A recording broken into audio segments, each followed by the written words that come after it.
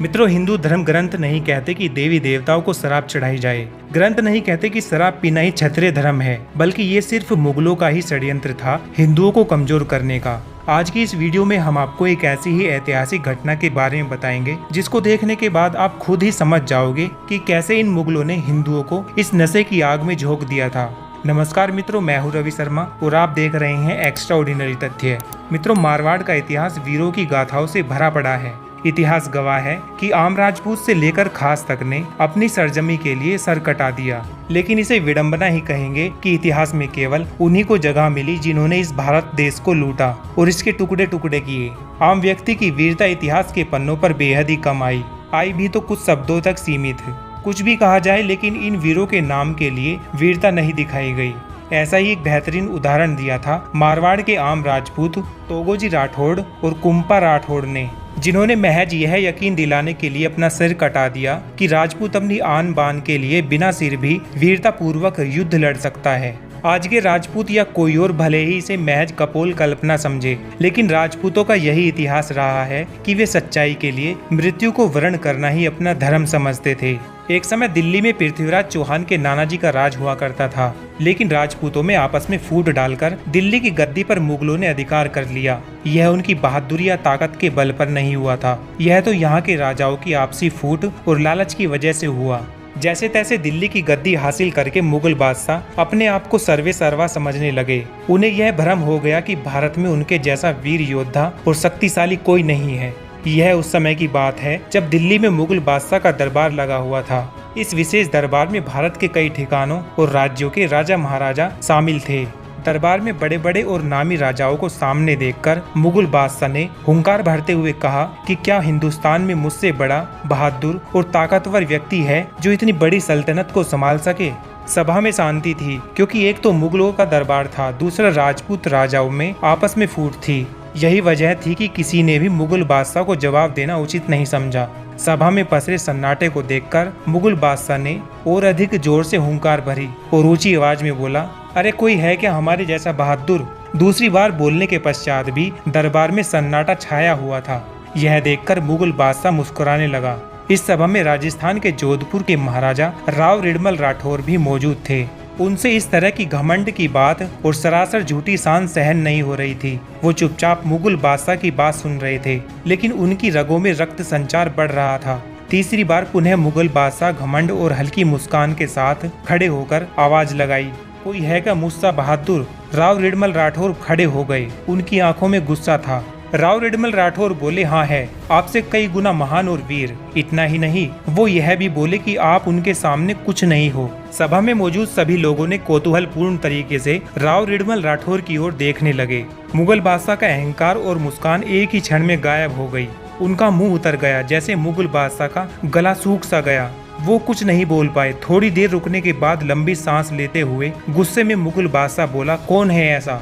राव रिडमल राठौर ने जवाब दिया, राजपूत। अगर आपस में मतभेद पैदा करके राजपूत राजाओं को आपस में लड़ाया नहीं होता तो एक भी मुगल राज करने की बात तो दूर, भारत की तरफ आंख उठाकर भी नहीं देख सकते थे। इतना ही नहीं, मात्र राजपूत ही शीश कट जाने के बाद लड़ते हैं। बादशाह जोर से हंसा और दरबार में बैठे कवियों की ओर देखकर बोला, इतिहास लिखने वाले तो मंगते होते हैं। मैं भी 1000 मुगलों के नाम लिखवा दूं, इसमें क्या बड़ी बात है। अगर कोई ऐसा है तो सामने लाओ।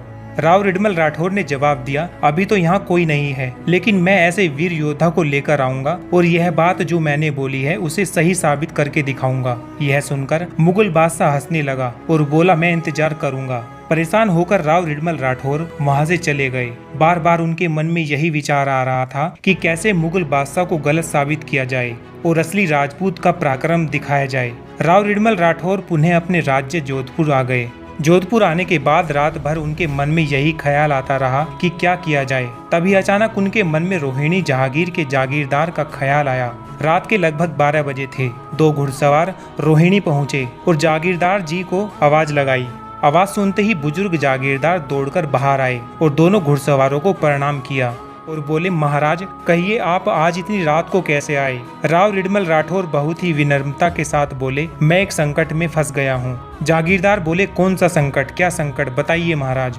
राव रिडमल राठौर ने दिल्ली दरबार में घटित घटना को बताया और कहा कि जिंदा योद्धा का कैसे पता लगाएं कि वह गर्दन कटने के बाद भी लड़ सके।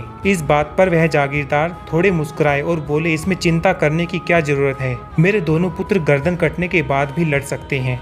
मैं उनको आपकी और देश की सेवा में समर्पित करता हूँ। आप उन्हें ले जाएं और साबित कर दीजिए कि राजपूत महान योद्धा होते हैं। एकाएक हंसते हंसते इस तरह अपने पुत्रों को बलिदान के लिए भेजने की बात करने पर जोधपुर के महाराजा राव रिडमल राठौर को बहुत आश्चर्य हुआ। राव रिडमल राठौर के मन में विचार आया कि मुझे एक बार दोनों लड़कों की माता को भी पूछ लेना चाहिए या इस विषय पर उनसे चर्चा करनी चाहिए, क्योंकि पिता का मन कठोर होता है। इसलिए उन्होंने हाँ कह दिया। ठाकुर साहब और जोधपुर के राजा राव रिडमल राठौर दोनों उन लड़कों की माता के पास पहुँचे और माता से पूछा, राजपूती रजवाड़े का मान रखने के लिए मैं अपने दोनों पुत्रों को दिल्ली दरबार में सिर कटवाने के लिए भेज रहा हूँ, ताकि सिर कटने के बाद भी यह लड़ सकें। आप बताइए कि दोनों में से कौन सिर कटने के बाद भी लड़ने में सक्षम है। यह बात सुनकर उनकी माता के चेहरे पर हल्की सी मुस्कान आ गई। उन्होंने कहा, मेरे बड़े पुत्र पर मुझे तनिक भी संदेह नहीं है, लेकिन छोटे वाले पुत्र ने बचपन में मेरा दूध नहीं पिया, इसलिए हो सकता है कि वह सिर कटने के बाद लड़ नहीं सके। ठाकुर साहब लड़ने में तो दोनों सक्षम हैं। आप निश्चिंत होकर इन्हें दिल्ली दरबार में भेजिए। जरूर यह दोनों राजपूती मान मर्यादा को 7वें आसमान पर पहुंचाएंगे। फिर क्या था, ठाकुर साहब के दोनों पुत्रों को लेकर जोधपुर के महाराजा राव रिडमल राठौर चल पड़े दिल्ली दरबार की ओर। सुबह होते होते तीनों मुगल बादशाह के दरबार में पहुंचे। पूरे दिल्ली राज्य में यह सूचना बिजली की तरह फैल गई कि राजस्थान के जोधपुर से 2 राजपूत आए हैं जो सिर कटने के बाद भी युद्ध लड़ेंगे और साबित करेंगे कि मुगलों से कई गुना महान राजपूत हैं। मुगल बादशाह अभी हैरान और परेशान था। दिल्ली में मुगल बादशाह के सामने दरबार लगा। मुगल बादशाह ने जोधपुर के महाराजा राव रिडमल राठौर से कहा कि कौन है वह जो सिर कटाने के बाद भी युद्ध लड़ सके। तभी राव रिडमल राठौर ने दोनों भाइयों में से बड़े वाले को मुगल बादशाह के सम्मुख खड़ा कर दिया। मुगल बादशाह ने अपने सैनिकों को आदेश दिया कि इसका सर धड़ से अलग कर दो। यह सुनकर बीकानेर के महाराजा अपनी जगह से खड़े हुए और बोले, राजपूतों का खून इतना भी सस्ता नहीं है कि सिर्फ आपके आदेश मात्र से इनकी गर्दन धड़ से अलग कर दी जाए। अगर आप इनकी गर्दन धड़ से अलग करना चाहते हैं तो युद्ध करके गर्दन को धड़ से अलग करो। मुगल बादशाह को यह थोड़ा अपमानजनक लगा। उन्होंने गुस्सा होकर अपने मुख्य 10 सैनिकों को उसका सिर धड़ से अलग करने के लिए भेजा, लेकिन उस राजपूत योद्धा ने मुगल बादशाह के सभी 10 सैनिकों को मौत के घाट उतार दिया। मुगल बादशाह ने फिर चुनिंदा सैनिकों को उस राजपूत योद्धा की गर्दन धड़ से अलग करने के लिए भेजा, लेकिन फिर वही हुआ। उस राजपूती योद्धा ने दोबारा सभी सैनिकों को मौत के घाट उतार दिया। यह सिलसिला बहुत देर तक चलता रहा। इससे मुगल बादशाह ने अपनी सेना के 500 सबसे शक्तिशाली और पराक्रमी लड़ाकू सैनिकों को खो दिया। तभी मुगल बादशाह के सेनापति ने बादशाह से कहा कि इस तरह तो हमारे सभी सैनिक मारे जाएंगे, इस काफिर के सर में गोली मार दो। तभी उस राजपूत योद्धा के सर में एक के बाद एक कई गोलियां दाग दी गई, लेकिन फिर भी वह लड़ता रहा। लेकिन सबसे आश्चर्य की बात तो यह थी कि सर में गोली लगने के बाद वह दोगुनी क्षमता और पराक्रम के साथ लड़ने लगा। मुगल बादशाह के दरबार में अफरा तफरी मच गई। डर के मारे मुगल बादशाह के हाथ पैर फूल गए। वह घबरा गया और अपनी जगह से खड़ा होकर थोड़ा ऊपर की तरफ चला गया, जहां पर वह राजपूत योद्धा पहुंच न सके। राव रिडमल राठौर का सीना गर्व से भर रहा था।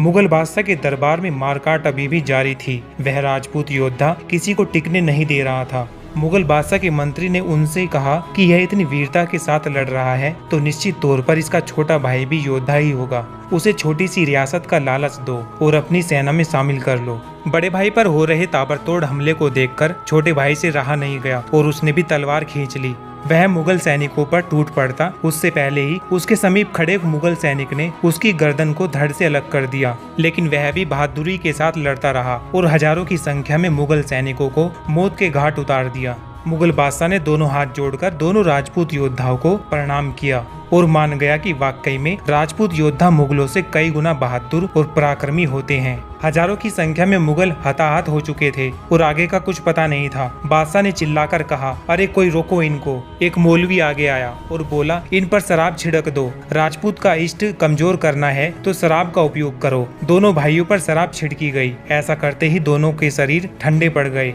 मौलवी ने बादशाह को कहा, हुजूर दूर ये लड़ने वाला इनका शरीर नहीं बल्कि इनकी कुल देवी है और ये राजपूत शराब से दूर रहते हैं और अपने धर्म और इष्ट को मजबूत रखते हैं। यदि मुगलों को हिंदुस्तान पर शासन करना है तो इनका इष्ट और धर्म भ्रष्ट करो और इनमें दारू शराब की लत लगाओ। उसके बाद से ही राजपूतों में मुगलों ने शराब का प्रचलन चलाया और धीरे धीरे राजपूत शराब में डूबते गए और अपनी इष्ट देवी की शक्ति को नष्ट कर दिया। मांसाहार जैसी राक्षसी प्रवृत्ति पर गर्व करने वाले राजपूतों को यदि ज्ञात हो तो बताएं और आत्ममंथन करें कि महाराणा प्रताप की बेटी की मृत्यु जंगल में भूख से क्यों हुई थी। यदि वो मांसाहारी होते तो जंगल में उन्हें जानवरों की कमी थी क्या मांस खाने के लिए। इसका तात्पर्य यह है कि राजपूत हमेशा शाकाहारी थे। केवल कुछ स्वार्थी राजपूतों ने जिन्होंने मुगलों की अधीनता स्वीकार कर ली थी वो मुगलों को खुश करने के लिए उनके साथ मांसाहार करने लगे और अपने आप को मुगलों का विश्वास पात्र साबित करने की होड़ में गिरते चले गए। हिंदू भाइयों, ये सच्ची घटना है और हमें हिंदू समाज को इस क्रूरता से दूर करना होगा, तभी हम पुनः खोया वैभव पा सकेंगे और हिंदू धर्म की रक्षा कर सकेंगे।